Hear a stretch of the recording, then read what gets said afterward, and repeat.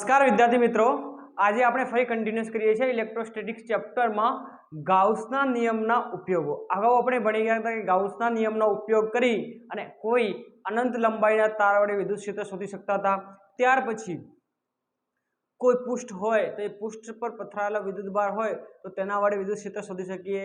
પછી બે પૃષ્ઠો લીધા સામ સામે તો તેના વચ્ચે અને તેના આજુબાજુ વિદ્યુત ક્ષેત્ર કેટલું બનતું હતું. ત્યાર પછી આપણે એક સેલ એટલે કે કવચ પર સમાન વિદ્યુતભાર પથરાયેલો હોય ત્યારે તેના અંદરના ભાગમાં તેની સપાટી પર અને તેના બહારની બાજુ કેટલું વિદ્યુત ક્ષેત્ર બને છે તે માટે આપણે સૂત્રો તારવી ગયા છે. બરોબર. હવે આજે આપણે અવાહક એટલે કે સમાન વિદ્યુત ભારિત એક ગોળો છે, ઇન્સ્યુલેટિંગ સ્ફિયર છે. શું છે? એક ઇન્સ્યુલેટિંગ સ્ફિયર છે, ગોળો છે અવાહક. તેની પર સમાન વિદ્યુતભાર છે પથરાયેલો છે તેની અંદર, ત્યારે તેના વડે બનતું વિદ્યુત ક્ષેત્ર કેટલું હોય ઇન્સ્યુલેટિંગ સ્ફિયર માટે. બરોબર. તો હવે આપણે જોઈએ કે તે સ્ફિયરના કેન્દ્ર પર એટલે કે અંદરની બાજુ, તેની સપાટીની બહારની બાજુ અને તેની સપાટીની ઉપર કેટલું વિદ્યુત ક્ષેત્ર આપણને મળશે તે આપણે જોવાનું છે. બરોબર છે. તો આ ગોળો એટલે કેટલું છે? બધી સાઈડથી ગોળ છે અને એ ભરેલા છે, ભરાવદાર. બરોબર. તો ગાઉસના નિયમનો ઉપયોગ કરી અને આપણે ઇન્સ્યુલેટિંગ સ્ફિયર માટે બનતું વિદ્યુત ક્ષેત્ર શોધવાનું છે. તો આપણે માની ચાલીએ કે ગોળાની અંદર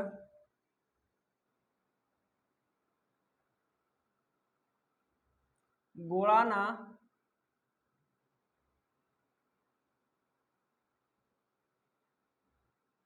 ન્યુક્લિયસમાં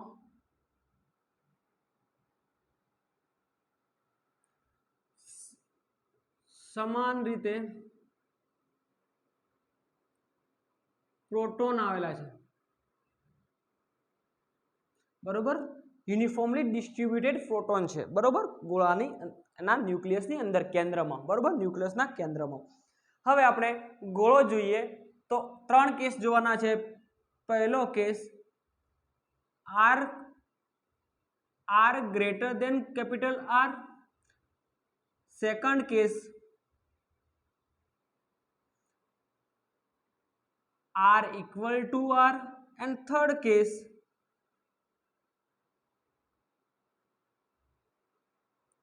R less than R. એટલે કે ગોળાની સપાટીની બહારની બાજુ કેટલું વિદ્યુત ક્ષેત્ર હશે, ગોળાની સપાટીની ઉપર કેટલું વિદ્યુત ક્ષેત્ર હશે અને ગોળાની અંદરની સપાટીના પર વિદ્યુત ક્ષેત્ર કેટલું હશે તે આપણે જોવાનું છે. તો ધારો કે એક આપણે સ્ફિયર લીધો એટલે કે ગોળો લીધો. બરોબર. એક ઇન્સ્યુલેટિંગ સ્ફિયર છે આપણા પાસે. બરોબર. કંડક્ટિંગ નથી એટલે કે વાહક નથી. હવે આ સ્ફિયર છે ગોળો, તો આ ગોળાના બહારની બાજુ કેટલું વિદ્યુત ક્ષેત્ર હોય, ગોળાની અંદરની બાજુ કેટલું વિદ્યુત ક્ષેત્ર હોય એટલે કે આ સપાટી પર વિદ્યુત ક્ષેત્ર કેટલું હોય અને સપાટીની અંદરની બાજુ વિદ્યુત ક્ષેત્ર કેટલું હોય તે માટે આપણે તારવવાનું છે. તો અહીંયા આપણે ગોળો લઈએ, સમજીએ કે આ ગોળો છે, સેલ નથી. કેવું છે? ગોળો છે, અંદરથી ભરાવદાર વસ્તુ છે. શું છે? અંદરથી ભરાવદાર છે. બરોબર છે. અને આ ગોળાની ત્રિજ્યા છે R. કેટલી છે? Capital R. અને આ ગોળા પર સમાન રીતે વિદ્યુત ભાર પથરાયેલો છે. શું છે? વિદ્યુત ભાર પથરાયેલો છે. હવે આપણને કીધું કે આ ગોળા વડે બનતું આ બિંદુ પર વિદ્યુત ક્ષેત્ર કેટલું હશે. શું પૂછે છે આપણે? ગોળાની બહારની બાજુ. ટોપિક શું છે? ગોળાની બહારની બાજુ વિદ્યુત ક્ષેત્ર શોધો. ક્ષેત્ર શોધો. શું કીધું છે? ગોળાની બહારની બાજુ. એટલે કે આ બિંદુ પર કેટલું વિદ્યુત ક્ષેત્ર હશે તો આપણે આની બહાર એક ગૌસિયન પૃષ્ઠ ધારી લેવાનું છે. એટલે કે આની આજુબાજુ એક ગૌસિયન પૃષ્ઠ ધાર્યું આપણે.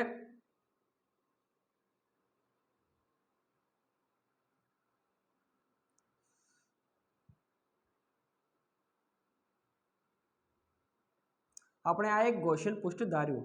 અને આ પૃષ્ઠની એના ગોળાના કેન્દ્રથી ત્રિજ્યા આપણે લીધી છે r. શું લીધી? એના કેન્દ્રથી ત્રિજ્યા લીધી છે r. બરોબર છે. હવે ધારો કે અંદર વિદ્યુત ભાર પથરાયેલો છે, સમાન રીતે વિદ્યુત ભાર પથરાયેલો છે, તો અહીંયાથી વિદ્યુત ક્ષેત્રની દિશા કઈ દિશા હશે? આ દિશામાં. કારણ કે હંમેશા કેવી હોય વિદ્યુત ક્ષેત્ર? Radially outward. કેવી હોય? Radially outward. એટલે કે સપાટીને હંમેશા લંબ દિશામાં હોય. તો અહીંયાથી વિદ્યુત ક્ષેત્રની દિશા કઈ જશે? આ દિશામાં. આપણે ધારો કે આ પૃષ્ઠ ધાર્યું, તો અહીંયાથી વિદ્યુત ક્ષેત્રની દિશા કઈ દિશામાં હશે? આની લંબ દિશામાં. ધારો કે અહીંયાથી વિદ્યુત ક્ષેત્રની દિશા કઈ છે? તો આ દિશામાં. હંમેશા વિદ્યુત ક્ષેત્ર શું હોય? લંબ દિશામાં હોય. કેવું હોય? લંબ દિશામાં, રેડિયલી આઉટવર્ડ. બરોબર. તેવી રીતે આના ક્ષેત્રફળનો સદિશ પણ કેવો હશે? આ દિશામાં. ક્ષેત્રફળનો સદિશ પણ કેવી હશે? બંને સમાન દિશામાં. એટલે કે વિદ્યુત ક્ષેત્ર અને ક્ષેત્રફળના સદિશ વચ્ચેનો ખૂણો કેવો આપણને મળે છે? તો થીટા બરાબર આપણને અહીંયા શું મળે છે? 0 મળે છે, 0 મળે છે. ઓકે. હવે આ ગોળાની પૃષ્ઠ ઘનતા કેટલી હોય? ગોળાની પૃષ્ઠ ઘનતા તો તમને ખબર હોવી જોઈએ કે ગોળાનું કદ કેટલું હોય. ગોળાનું કદ કેટલું હોય? તો ગોળાનું કદ હોય છે 4/3 પાઈ r નો ક્યુબ. શું હશે? 4/3 પાઈ r નો ક્યુબ જેટલું હોય છે. ધારો કે આપણે આટલી ત્રિજ્યા લીધી હોય તો કેપિટલ R લખશું, નાની ત્રિજ્યા લીધી હોય તો સ્મોલ r લખશું. ગોળાનું કદ કેટલું હોય? 4/3 પાઈ r ક્યુબ. હવે ગોળા પર સમાન રીતે વિદ્યુતભાર પથરાયેલો છે, તો એની પૃષ્ઠ ઘનતા શું હોય? રો આપણે આગળ શીખવાડ્યું છે સતત ભારના વિતરણમાં. સતત ભારના વિતરણમાં આપણે સારી રીતે સમજ્યા છીએ કે ગોળાની કદ ઘનતા કેટલી હોય? તો આપણે ગોળાની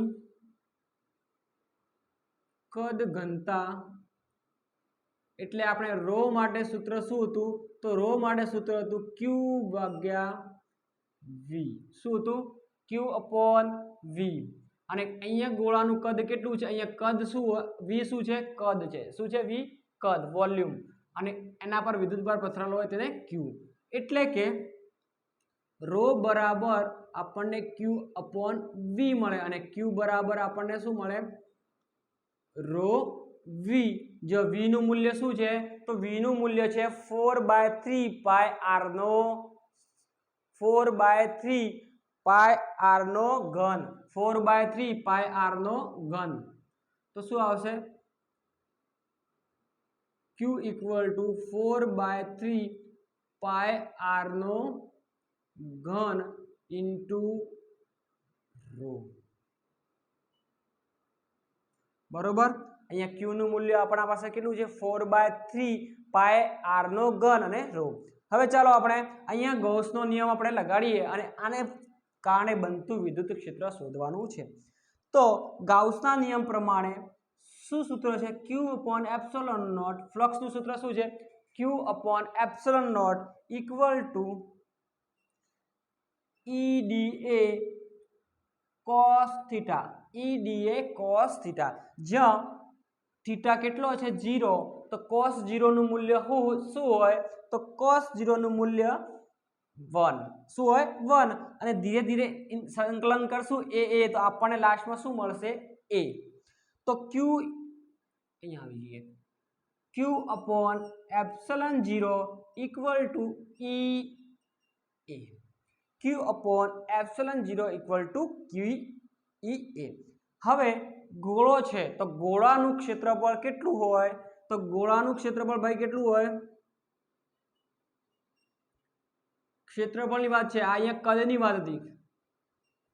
તો ગોળાનું ક્ષેત્રફળ હોય 4 પાઈ r સ્ક્વેર. શું હોય? 4 પાઈ r નો સ્ક્વેર.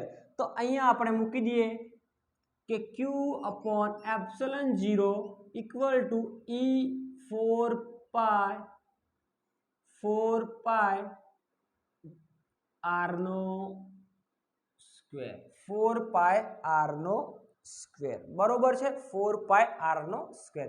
પરંતુ અહીંયા જો આપણે r બરાબર શું લીધું છે, અહીંયા જો r બરાબર શું લીધું છે, સ્મોલ r લીધો છે, કારણ કે આપણે ગોળાની ક્યાં જોઈએ છે, બહારની બાજુ જોઈએ છે, ગોળાની ક્યાં બાજુ જોઈએ છે, બહારની બાજુ વિદ્યુત ક્ષેત્ર શોધવું છે, તો ક્ષેત્રફળ પણ કોણ લેશું આપણે, બહારની બાજુનું ક્ષેત્રફળ લેશું અને ત્રિજ્યા કઈ લેશું, આ ત્રિજ્યા લેશું, કારણ કે આપણે ગોળાના બહારની બાજુ શોધીએ છીએ, ગોળાના અંદરની બાજુ શોધીએ તો શું લેશું, r, અને સપાટી પર શોધશું તો ત્યારે r બરાબર કેપિટલ R લેવાનો છે બરોબર। તો અહીંયા આપણે ત્રિજ્યા કઈ લેશું, સ્મોલ r। અહીંયાથી આપણે e ને કરતા બનાવીએ, અહીંયાથી આપણે e ને કરતા બનાવીએ તો e ઇક્વલ ટુ શું આવશે, તો e equal two q/4πε0 r², 4πε0 r²। તમે અહીંયા q નું મૂલ્ય મૂકી શકો છો, અહીંયાથી ઉઠાવીને અહીંયા q નું મૂલ્ય મૂકી શકાય છે બરોબર। સૂત્રને હજી વધારે આગળ લઈ જવું હોય તો થઈ શકે છે બરોબર। તો આપણને ગોળાના કારણે ઇન્સ્યુલેટિંગ સ્ફિયરને કારણે તેના બહારના બાજુ મળતું વિદ્યુત ક્ષેત્ર કેટલું હોય, તો E બરાબર q/4πε0 r², 4πε0 r², એટલે કે E ચલે છે 1/r², E ચલે છે 1/r², બરોબર। E ચલે છે 1/r²। ધારો કે આપણે આ q નું મૂલ્ય અહીંયા મૂકી દઈએ તો શું આવશે, q નું મૂલ્ય મૂકી દઈએ તો શું આવશે, તો E બરાબર, આપણે આ પણ યાદ રાખવાનું છે, આ તો તમે q નું મૂલ્ય મૂકી શકાય, તો q બરાબર 4/3πr નો ઘન, અહીંયા r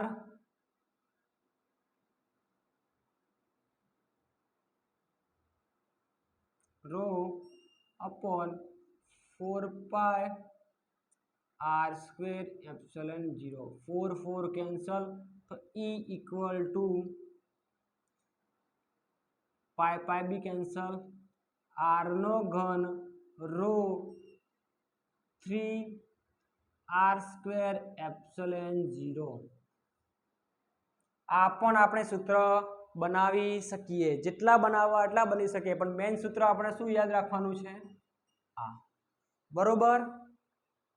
હવે આપણે આગળ ચાલીએ કે ગોળાના સપાટી પર, ગોળાની બહારની બાજુની સપાટી પર, ધારો કે ગોળો છે તેની આ સપાટી પર વિદ્યુત ક્ષેત્ર કેટલું હશે, આપણે તો અહીંયા શોધ્યું એટલા માટે આપણે સ્મોલ r લીધો, તો ગોળાની આ સપાટી પર કેટલું હોય, તો જોઈએ કે ગોળાની સપાટી પર,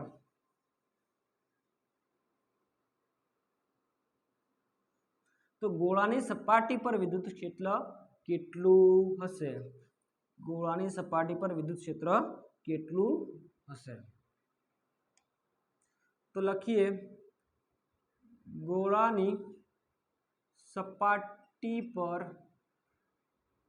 વિદ્યુત ક્ષેત્ર શોધો।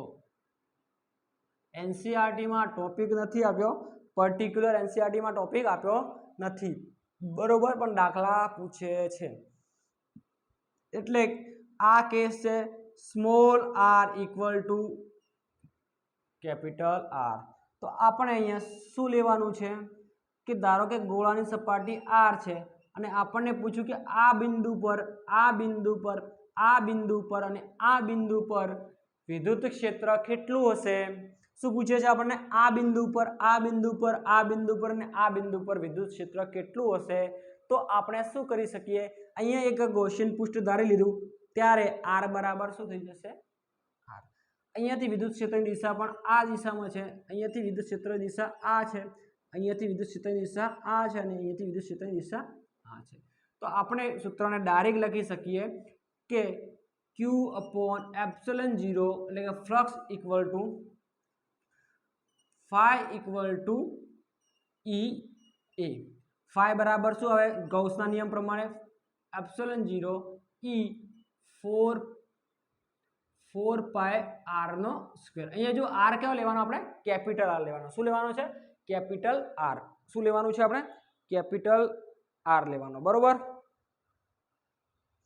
ચાલો હવે અહીંયાથી આપણે ઈ ને કરતા બનાવીએ, શું આવશે તો ઈ બરાબર q upon epsilon q upon 4 pi epsilon 0 capital R નો square, 4 pi epsilon 0 capital R નો સ્ક્વેર। 1/4 પાઈ શું છે તો 1/4 પાઈ કે ક્યુ અપોન આર સ્ક્વેર પણ લખી શકાય છે, કે ક્યુ અપોન આર સ્ક્વેર પણ લખી શકાય છે, બરોબર બરોબર છે। હવે આપણે જોવાનું છે કે ગોળાના અંદરની બાજુ, આ ધારો કે એક ગોળો છે, એની ગોળાને અંદરની બાજુ આપણે એક ગૌસિયન પૃષ્ઠ ધારી અને ગોળાના અંદરની બાજુ વિદ્યુત ક્ષેત્ર કેટલું બને તેના માટે આપણે સૂત્ર જોવાનું થાય છે। તો કયો કેસ આવશે, કેસ નંબર 3। આ બંને આપણે જોઈ ગયા અને આ જોવાનું છે કે r less than capital R, small r less than capital R, એટલે કે ગોળાની જે મૂળભૂત ત્રિજ્યા છે તેના કરતા અંદરના ભાગમાં, ખાસ કરીને આવા દાખલા તમારે ગ્રેવિટેશનમાં આવતા હતા, ગુરુત્વાકર્ષણમાં, કે ધારો કે પૃથ્વીની અંદરની કઈ ડેપ્થમાં તેની ગ્રેવિટી કેટલી હોય, ઘટે કે વધે તે માટે, બરોબર। તો તેવી રીતે આપણે કોઈ ગોળો લીધો, એની અંદરની બાજુ વિદ્યુત ક્ષેત્ર શોધવાનું છે, વિદ્યુત ક્ષેત્ર, ત્યારે આપણે ગુરુત્વાકર્ષણ શોધતા હતા, અહીંયા વિદ્યુત ક્ષેત્ર શોધવાનું છે, બરોબર। 11માં ભણ્યા હો તો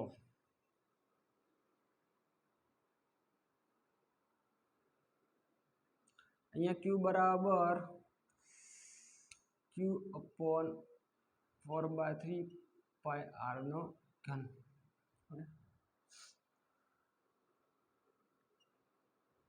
ગોળાની અંદર કોઈ બિંદુએ વિદ્યુત ક્ષેત્ર શોધો।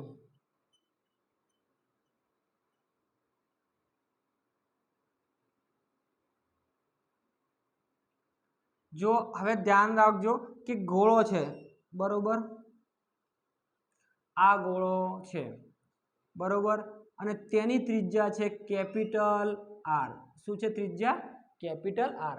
હવે આપણને શું છે પૂછે છે કે ગોળાની અંદરની બાજુ, ગોળો છે ને ગોળાની અંદરની બાજુ કોઈ બિંદુએ, તો એ બિંદુ આપણે આ લઈ લઈએ, આ બિંદુ પર આપણને કીધું છે કે વિદ્યુત ક્ષેત્ર કેટલું હોય, આ બિંદુ પર આપણને પૂછે છે કે વિદ્યુત ક્ષેત્ર કેટલું હોય, તો આપણે શું કરવું પડે, તો અંદરની બાજુ એક ગૌસિયન પૃષ્ઠ ધારવું પડે। શું કરીએ છીએ આપણે, અંદરની બાજુ એક ગૌસિયન પૃષ્ઠ ધારી લઈએ છીએ, બરોબર। ગોળાની અંદરની બાજુ શું ધારી લઈએ આપણે, ગૌસિયન પૃષ્ઠ। હવે જો ગોળાનું આ ભાગ ની અંદર આપણે કઈ ગૌસિયન પૃષ્ઠ ધાર્યું છે, આ ભાગની અંદરની બાજુ, તો આના પર પથરાયેલો વિદ્યુત ભાર કેટલો હતો ક્યુ, તો આ ગોળાના અંદર વિદ્યુત ભાર કેટલો હશે, જો આપ ગ્રેવિટેશનમાં પણ કરતા હતા કે પૃથ્વીના અંદર જતા જેમ જેમ ડેપ્થમાં તેમ તેમ વિદ્યુત ગ્રેવિટેશન ફોર્સ ઘટતો હતો, કારણ કે શું એનું દળ પણ ઘટતું હતું। તો અહીંયા ધારો કે આના પર પથરાયેલો વિદ્યુત ભાર ક્યુ છે, તો આખાનો ક્યુ છે, તો આટલા ભાગનો વિદ્યુત ભાર કેટલો હશે, અંદરના ભાગનો વિદ્યુત ભાર કેટલો હશે। અને આપણે ગૌસનો નિયમ ભણતા ત્યારે સમજી લીધું છે કે ગૌસના નિયમની અંદર બનતું વિદ્યુત ક્ષેત્ર અને ફ્લક્સ તે સપાટીના અંદર રહેલા વિદ્યુત ભારના કારણે બને છે, બહારના વિદ્યુત ભારના કારણે બનશે નહીં। એટલે કે આ ભાગના વિદ્યુત ભારના કારણે આ બિંદુ પર, આ બિંદુ પર અને આ બિંદુ પર કોઈ વિદ્યુત ક્ષેત્ર હશે નહીં, ખાલી અંદરના રહેલા વિદ્યુત ભારના કારણે હશે। તો હવે અંદર વિદ્યુત ભાર કેટલો હશે તે પણ આપણે જોવો પડે, તે પણ આપણે શું કરવું પડે, જોવો પડે। તો અંદર કેટલો વિદ્યુત ભાર હશે, તો એને આપણે ક્યુ ડેશ ધારી લઈએ, શું લઈએ, ક્યુ ડેશ ધારી લઈએ, શું ધારી લઈએ, ક્યુ ડેશ, બરોબર, શું ધારી લઈએ, ક્યુ ડેશ। ચાલો તો હવે ક્યુ ડેશ ધારવ્યો છે આપણે, તો ક્યુ ડેશ નું મૂલ્ય કેટલું આવે, તો ક્યુ ડેશ બરાબર શું આવશે, 4/3 પાઈ આર નો ઘન, 4/3 પાઈ આર નો ઘન, કારણ કે આટલું જ છે અને આની ત્રિજ્યા આપણે લઈએ સ્મોલ આર, આની ત્રિજ્યા લઈએ સ્મોલ આર। તો આના કારણે આ સપાટીના કારણે આ સપાટીના કારણે અને આ સપાટીની અંદરના રહેલા વિદ્યુત ભારના કારણે વિદ્યુત ક્ષેત્ર રહેવાનું છે ગાઉસના નિયમના પ્રમાણે. તો આના અંદર વિદ્યુત ભાર કેટલો છે આપણે ક્યુ ડેશ ધાર્યો, તો આપણે ત્રિજ્યા પણ કેટલી લેવી છે આર લેવી પડશે બરોબર. અને ક્યુ ડેશ ઇન્ટુ રો થઈ જશે. શું થઈ જશે? રો બરોબર. ક્યુ ડેશ બરાબર શું આવે તો ક્યુ ડેશ બરાબર વી ઇન્ટુ રો. તો વી કેટલું આવશે તો ક્યુ ડેશ બરાબર 4/3 પાય આર નો ઘન ઇન્ટુ રો. હવે જો શું આ ગોળાના અંદર સતત વિદ્યુત ભાર પથરાયેલો છે, સતત બધે કેવો છે યુનિફોર્મ છે. એવું નથી કે અહીંયા વધારે છે અહીંયા વધારે છે અહીંયા વધારે છે અહીંયા વધારે છે, એવું નહીં. આખા ગોળા પર કેવો પથરાયેલો સમાન પથરાયેલો છે. શું પથરાયેલો? સમાન. તો આના અંદર પણ યુનિફોર્મલી ડિસ્ટ્રીબ્યુટેડ હશે, એટલે કે આની અંદર તો શું એની ઘનતા ઘટશે કે વધશે? પાઉસ કરીને વિચારો કે આ ગોળાનું આપણે કદ તો ઘટાડ્યું છે, શું કદ ઘટવાના કારણે એની ઘનતા ઘટે? બધે જ વિદ્યુતભાર પથરાયેલો છે, સમાન ડિસ્ટ્રીબ્યુટેડ છે, તો આનામાં વિદ્યુતભારની ઘનતા ઘટે. ઘનતાનું સૂત્ર શું છે અહીંયા એકદમ કોન્સેપ્ટ ક્લિયર કરી નાખશો. ડેન્સિટીનું સૂત્ર શું હોય? દળ ભાગ્યા કદ. શું હોય? દળ ભાગ્યા કદ. શું કદ ઘટવાથી શું ઘનતા ઘટે? કદ ઘટવાથી શું ઘનતા ઘટે? પાઉસ કરીને વિચારો. તો જવાબ છે ના. અહીંયા ભલે ઘનતાનું આપણા પાસે સૂત્ર શું હોય? ઘનતા ઇક્વલ ટુ દળ ભાગ્યા કદ. શું હોય? દળ ભાગ્યા કદ. શું દળ વધવાથી ઘનતા વધી જશે? શું કદ વધવાથી ઘનતા વધી જશે? ના વધે. તો અમુક છોકરાઓ પૂછે સાહેબ કેમ? ઘનતા બરાબર દળ ડાયરેક્ટ પ્રોપોર્શનલ છે અને ઇન્વર્સિબલ કદ છે, તો શું દરિયાના પાણીની ઘનતા અલગ હોય અને એક કપ પાણીની ઘનતા અલગ હોય? ના હોય. બંનેની ઘનતા આપણે સરખી જ માપીએ છીએ. તો કદ વધે એટલે કે ધારો કે દરિયો લીધો તો દરિયાની શું ઘનતા વધી જવાની છે કે એક કપ પાણીની ઘનતા બંનેની 1000 છે, 1000 મીટર ક્યુબ. તો શું છે? ઘનતા એ કદ પર આધાર રાખતી નથી. તો અહીંયા કેવું છે? યુનિફોર્મલી ડિસ્ટ્રીબ્યુટેડ છે, તો ઘનતામાં કોઈ ફેરફાર આવશે નહીં. તો અહીંયાથી આપણે ઘનતાને શોધી લઈએ. તો ઘનતા શોધી લઈએ તો શું આવે? ક્યુ બરાબર રો બરાબર ક્યુ અપોન વી. ક્યુ અપોન વી અને રો બરાબર ક્યુ બાય વી નું મૂલ્ય શું છે? તો વી નું મૂલ્ય 4/3 પાય આર નો ઘન. પાય આર નો ઘન. આપણે શું લીધું? આખે આખાનો પાય આર નો ઘન. તો અહીંયા આપણે મૂકી દઈએ રો નું મૂલ્ય. તો રો નું મૂલ્ય મૂકી દઈએ તો ક્યુ ડેશ આપણને શું મળશે?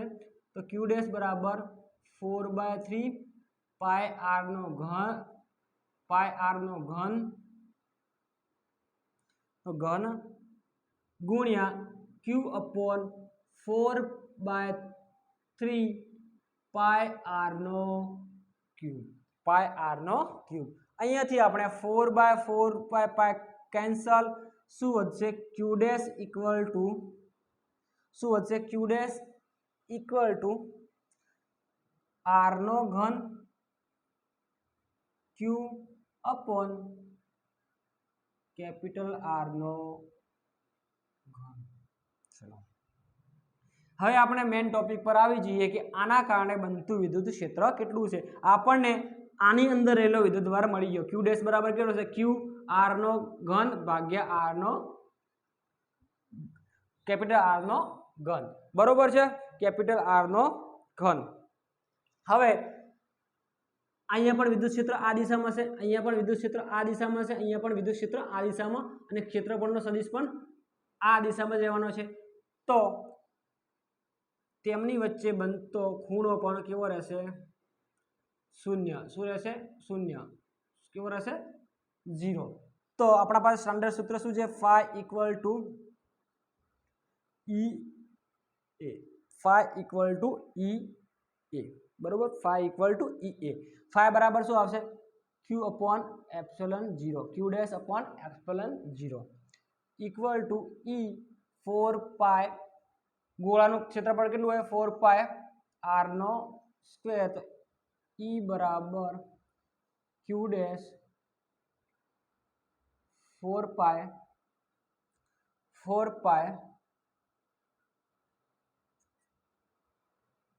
એપ્સિલન 0 r નો સ્ક્વેર આપણને સૂત્ર શું મળે છે E બરાબર q dash upon 4 pi epsilon 0 r નો વર્ગ 4 पाई एप्सिलॉन 0 r નો વર્ગ બરોબર છે તો અહીંયા આપણે q નું મૂલ્ય મૂકી શકાય કે ના મૂકી શકાય અહીંયા આપણે q નું મૂલ્ય મૂકી શકાય કે ના મૂકી શકાય તો આપણા પાસે q નું મૂલ્ય કેટલું છે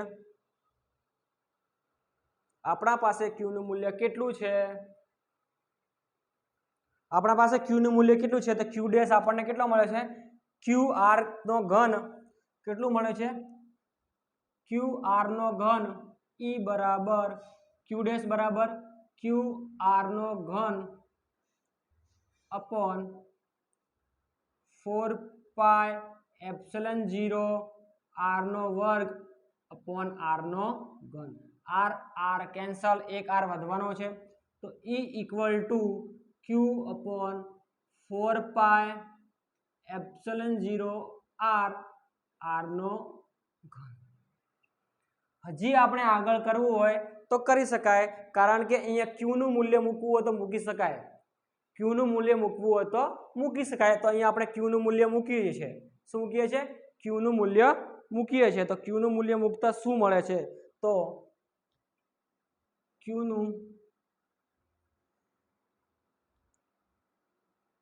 મૂલ્ય मुक्त क्यू નું મૂલ્ય મુક્ત તો क्यू નું મૂલ્ય મુક્ત આપણને શું આવશે E બરાબર Q બરાબર શું છે તો Q બરાબર 4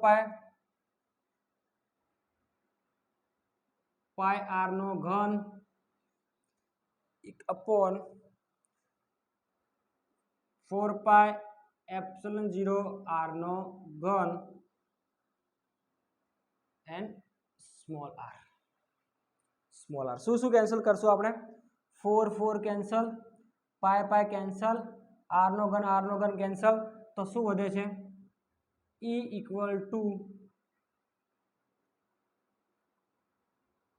r શું વધે છે E ઇક્વલ ટુ r શું વધે 4/3 r શું વધે છે 4/3 પાઈ r નો ઘન ઇન્ટુ રો તો અહીંયા શું આવશે E બરાબર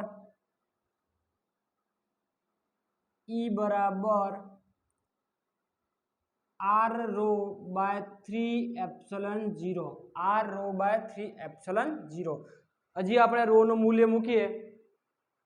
મૂલ્ય મૂકીએ તો શું આવશે તો રો નું મૂલ્ય મૂકીએ તો 8r अपॉन 3 એપ્સિલન 0 તમારે જેટલા ઇક્વેશન યાદ રાખવા એટલા રાખી શકો છો મેન ઇક્વેશન શું છે આ જેટલા બનાવવા એટલા બનાવી શકીએ છીએ હવે આપણે જોઈએ ગ્રાફ તો તેની અંદર શું થાય છે જેમ જેમ આગળ વધીએ છીએ તેમ તેમ શું થાય છે એટલે કે ગોળાના કેન્દ્રમાં અને કેન્દ્રથી દૂર જશું તેમ તેમ વિદ્યુત ક્ષેત્રમાં શું ફેરફાર આવે છે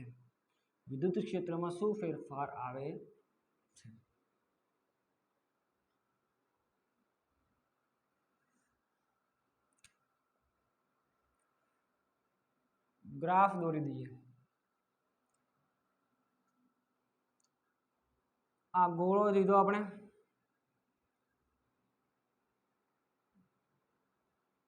આ અંતર છે r આ છે વિદ્યુત ક્ષેત્ર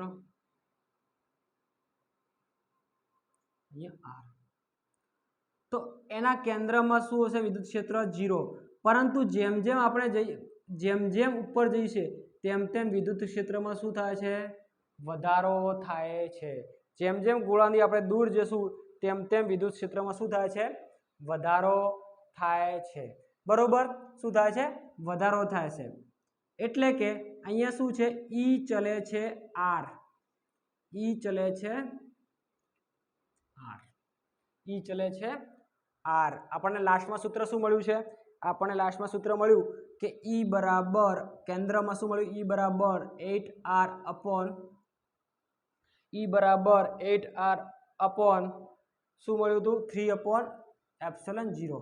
તો અહીંયા આપણને શું સૂચવે છે કે ઈ ચલે છે આર, ઈ ચલે છે આર. એટલે કે જેમ જેમ આર વધશે ગોળાના કેન્દ્રમાં, તો જેમ જેમ કેન્દ્રથી દૂર જશું તેમ તેમ એનું વિદ્યુત ક્ષેત્રમાં સતત શું થશે? વધારો થશે. શું થશે? સતત વધારો થશે. પરંતુ જેવા આપણે ગોળાની બહાર જઈએ, એટલે ગોળાની બહાર આ આપણને શું મળ્યું? 3 સૂત્ર લખી દઉં છું. આ ગ્રાફ તો ગોળાની અંદરનું વિદ્યુત ક્ષેત્ર, ગોળાની સપાટી પરનું, ગોળાની અંદરનું આપણે મળ્યું E equal to 8r/3/0. ગોળાની સપાટી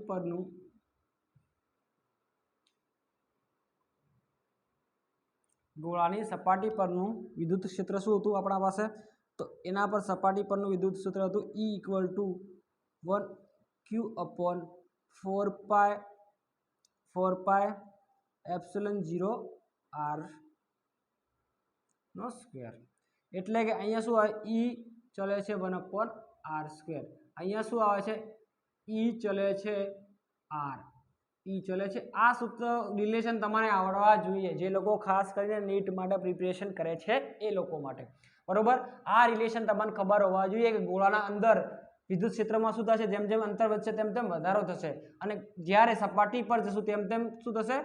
ઘટાડો થશે. ગોળાની બહારની બાજુ